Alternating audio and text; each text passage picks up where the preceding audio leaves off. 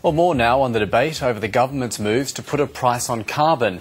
Our political correspondent, Gillian Bradford, is joined in Canberra by the Labor Senator Kate Lundy and the Liberal member for Kooyong, Josh Frydenberg. Richard, thank you. Kate, I'll start with you. Now, the government's been tying itself in knots all day over this. Why don't you just break the ice? We'll get this out of the way and just say, yes, we broke our election campaign promise not to introduce a carbon tax. What we're committed to, of course, is acting on climate change. That's been Labor's position right from the beginning. That's the position we took to the election. And what you're seeing now is, I think, fantastic leadership from the Labor Party, from Julia Gillard, in putting forward this plan to put a price on carbon and, of course, moving to an emissions trading scheme in 3 to 5 years. That's leadership.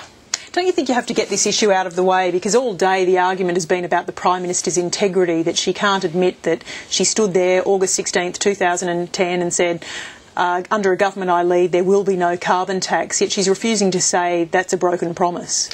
Look, I don't think it's about that. I think the expectation of the Australian people is that we do tackle climate change. We do take some action. This is the most appropriate action to take at this point, with the market wanting certainty, with I think the majority of Australians expecting this government to lead.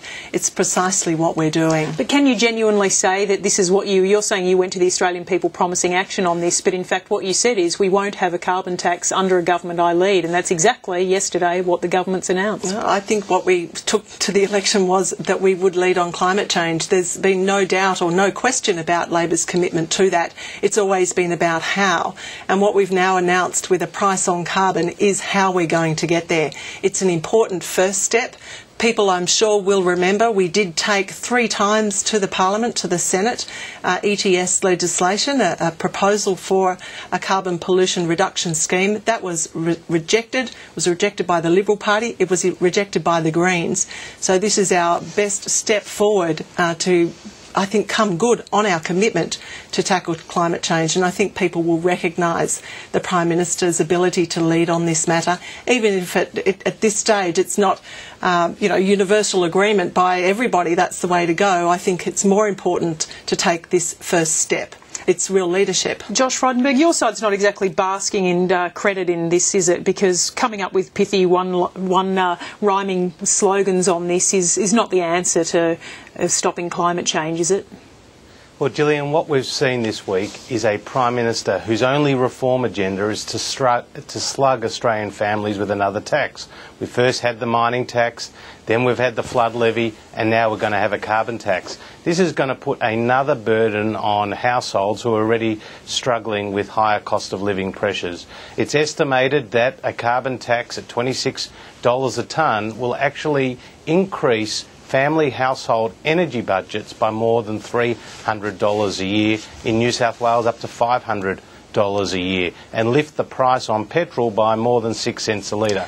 This is very significant, and it's coming at a time when other countries around the world are not going forward with a carbon price. Take President Obama, a Democrat President of the United States, who's not going down this way. I just can't understand why Julia Gillard would go to the election only a few days before, as you say, and say that no government she leads will introduce a carbon tax, and now slug Australian families with this extra impost and burden on them. Can I put the words of your former leader to you? This was Malcolm Turnbull in 2009. He said to replace dirty coal-fired power with cleaner gas-fired ones is going to cost money. Someone has to pay, so any suggestion you can dramatically cut emissions without any cost is, well, I'll say bull dust. He didn't say bull dust, but it's bull dust.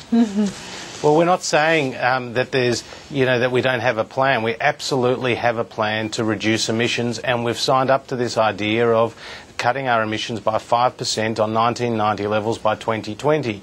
And we've done that, or we're proposing to do that, with a direct abatement strategy, which we took to the last election, billions of dollars, to put to companies a carrot and stick approach to get them to move to cleaner forms of technology. Solar power and other forms of renewables are there on our agenda. So we want to do things, but what we don't want to do is take the Australian economy backwards in the process and to put an extra impost and burden on struggling Australian families. And that's where Julia Gillard must be held to account. amount. Kate Lundy, why should we act alone? Why, when the US hasn't signed up to an ETS, should we put ourselves in a corner with the EU, maybe New Zealand, and the world's biggest emitters aren't signing up for this carbon tax, and we put ourselves at a competitive disadvantage? Well, I would argue, and Labor argues, that we're putting ourselves at a competitive advantage to be able to demonstrate to the market that we are putting a price on carbon, that we are moving to transition our economy to a low pollution economy,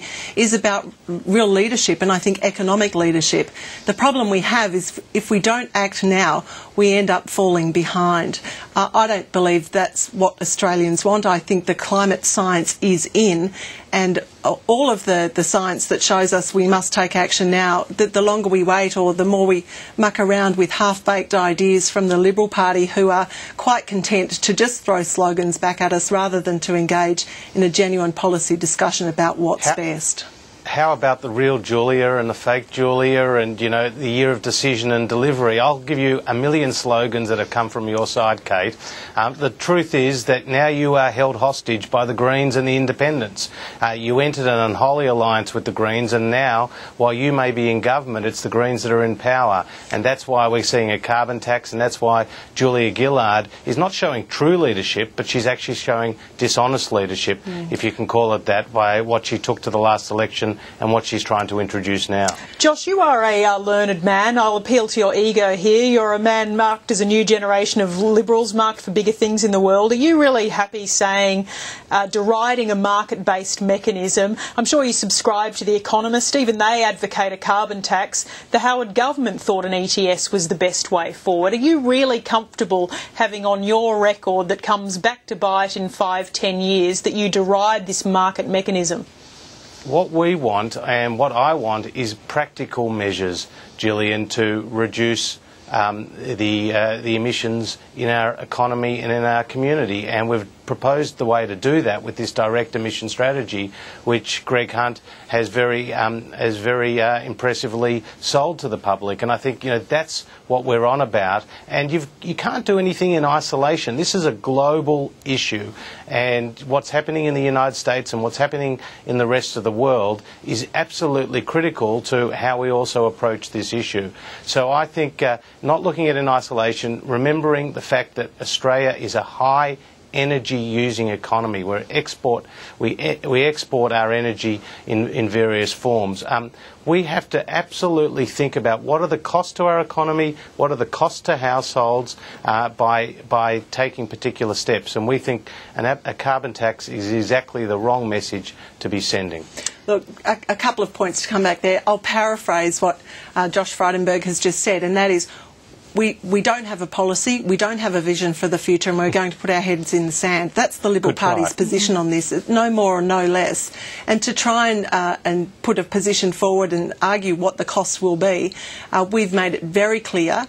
Those figures have not been determined yet, so to speculate about the cost impact on consumers is dishonest, as you know. You know that's dishonest. You know those things haven't been finalised yet, and Labor's given a commitment that we will make sure that that people at the lower socio-economic end of the scale aren't out of pocket. So it's not right to speculate about that. It just, I think, is evidence of quite a shameless fear campaign about this, while the Liberal Party languishes without a policy on climate change. It's easier for you to say no, so you'll just keep saying no. And Tony Abbott's got form on that. No one respects it. What people are looking for now is real leadership. Kate Lundy, if, as Kevin Rudd said, this is the great moral challenge of our time, what can we say that if Australia acts, what percentage difference are we going to make to global emissions? Are we going to make a jot of difference? Well, I think we are, because in an issue like this, it is about incremental change. We've made it clear we think the first step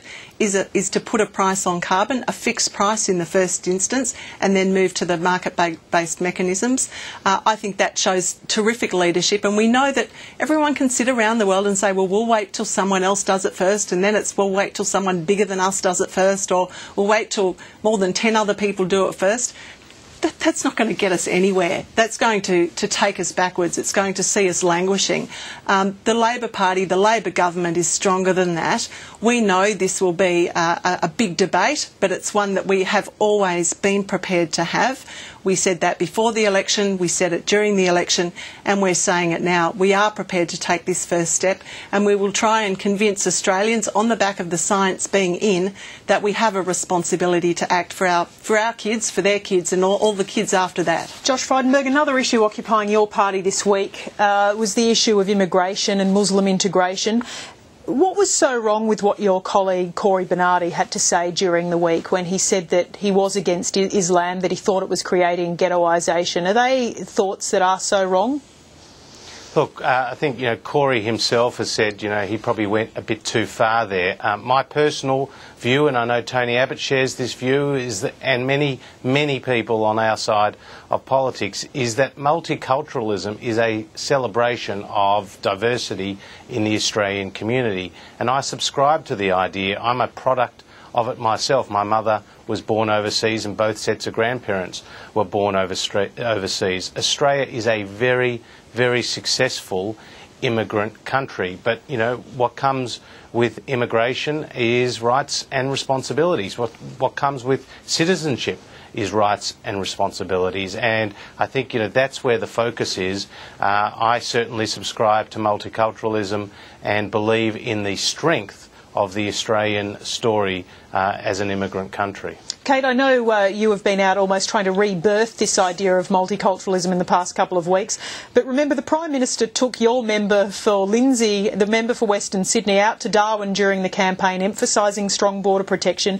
You've been equally guilty as the other side of pandering to community fears about unauthorised arrivals in this country. Look, I disagree with that completely. I think, again, the Labor government has shown phenomenal leadership, particularly in reaffirming the benefits of multiculturalism to Australia.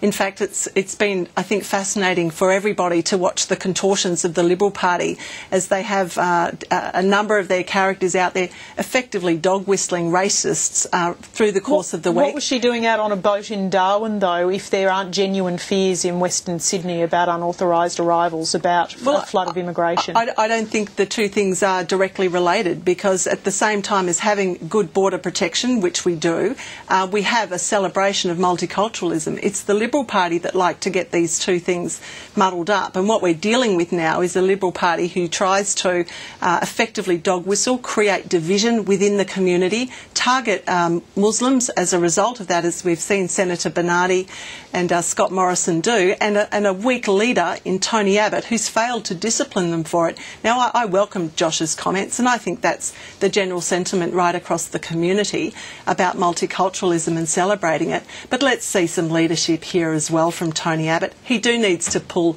his front benchers into line when it comes to their divisive comments and their divisive actions. That's not in the spirit of multiculturalism, and I continue the call of my party to Tony Abbott to show some spine, challenge their views and put them on the back bench for a while.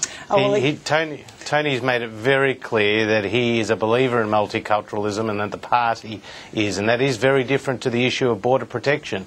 We have a responsibility to protect our borders. It's an issue of national sovereignty, and if you don't do it well, it will undermine broader community support for the immigration program. Where the wheels have come off with Labor, Gillian, is that they have actually lost control of our borders. We are out of time there. Josh Frydenberg, Kate Lundy, thank you both very much for joining us today. Thanks very much.